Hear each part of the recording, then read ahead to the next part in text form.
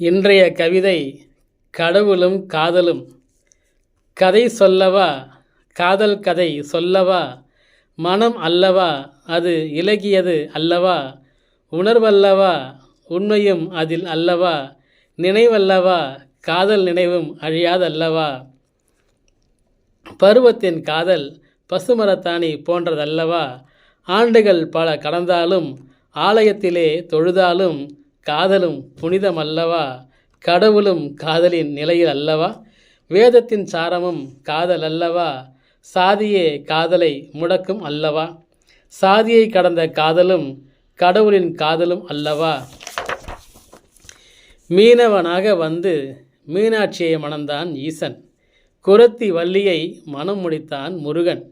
மீராவை கரம் பிடித்தான் கண்ணன். பாமாவையும் ஏற்றுக்கொண்டான். கடவுளிடம் சாதி இல்லை, சமத்துவத்தை ஏற்றுக்கொண்டான். தன்னில் ஒரு பாதியை கொடுத்தான், அர்த்த நாரீசனாய் நின்றான். திருமாலோ மகாலட்சுமியை இதயத்துள் வைத்தான். முருகனோ தெய்வானையையும் வள்ளியையும் மணமுடித்து இருபுறமும் நிறுத்தினான். அன்பே காதல் என்பதையும் அன்பே சிவம் என்பதையும் அகிலத்திற்கு எடுத்துரைத்தான்.